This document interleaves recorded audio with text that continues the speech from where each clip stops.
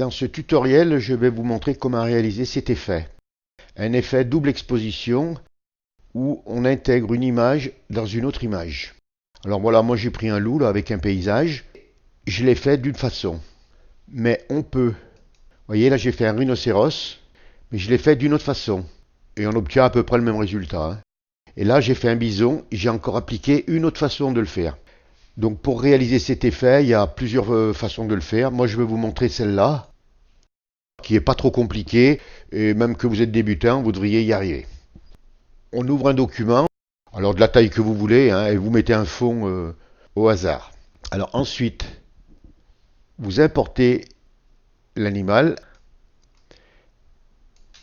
et je vais le réduire. Donc pour le réduire, j'amène mon curseur sur la petite poignée, là en haut à gauche.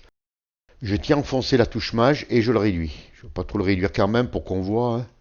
Voilà, à peu près là. Et je viens en haut sur le petit astérix et je clique pour l'accepter.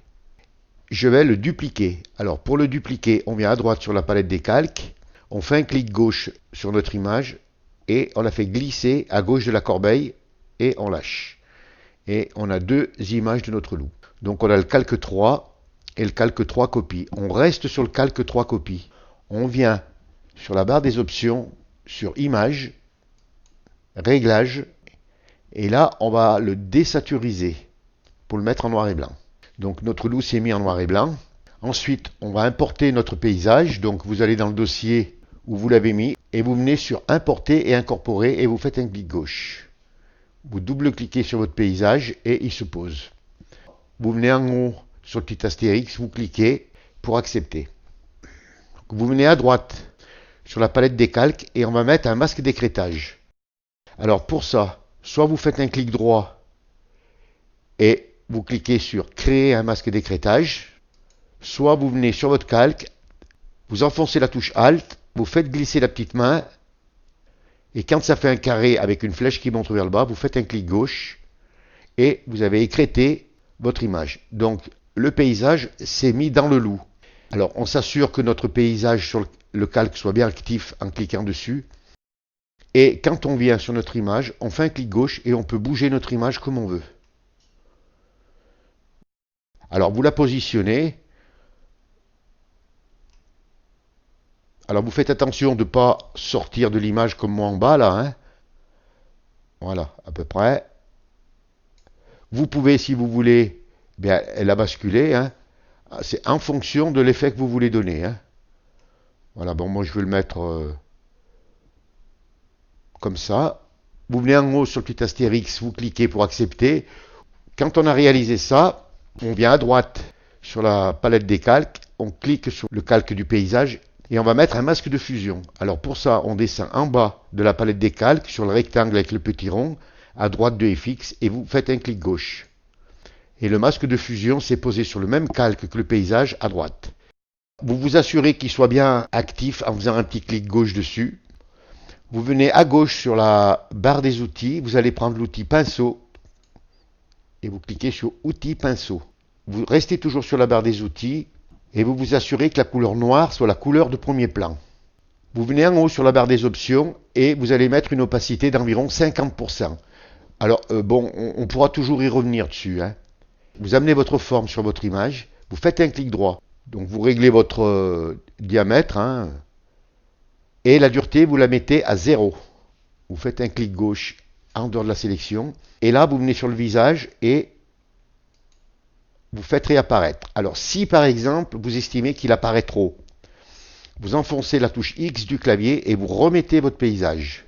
Vous revenez en haut sur la barre des options et par exemple vous descendez l'opacité à peu près à 25-26 et vous recommencez. Donc vous remettez la couleur noire premier plan en enfonçant la touche X et vous faites apparaître votre loup. Quand vous avez fait ça, si vous voulez, vous pouvez toujours revenir sur votre paysage, par exemple, en cliquant sur l'image, vous prenez votre outil de déplacement V et vous pouvez toujours, vous voyez, on est toujours en possibilité de replacer notre image. Hein.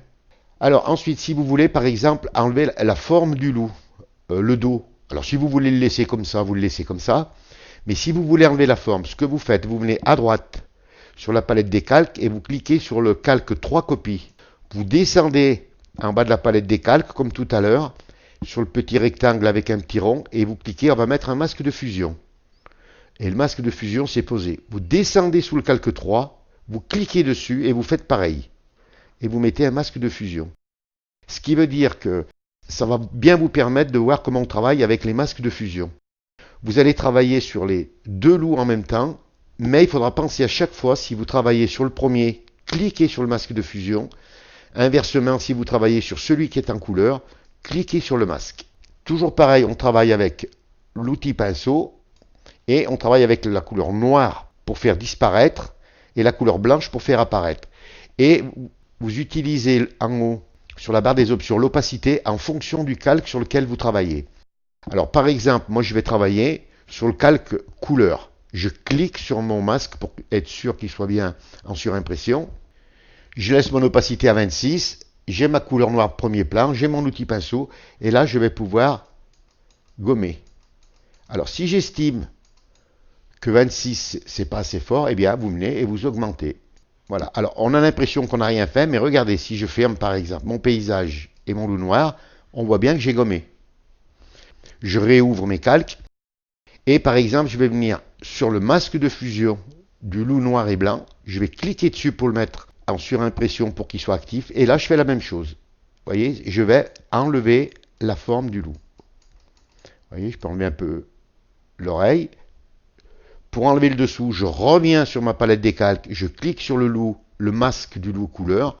Et je fais, et j'atténue l'oreille.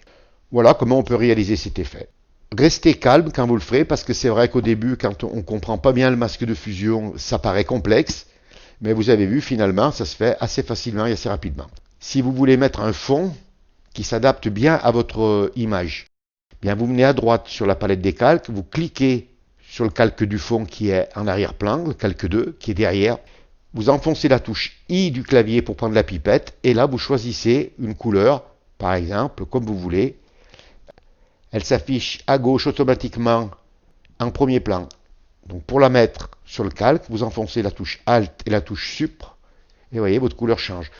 Si vous voulez déplacer votre loup dans la sélection, là, vous venez à droite sur la palette des calques, vous faites un clic sur le calque de l'image, vous enfoncez la touche CTRL, et vous cliquez sur les deux loups.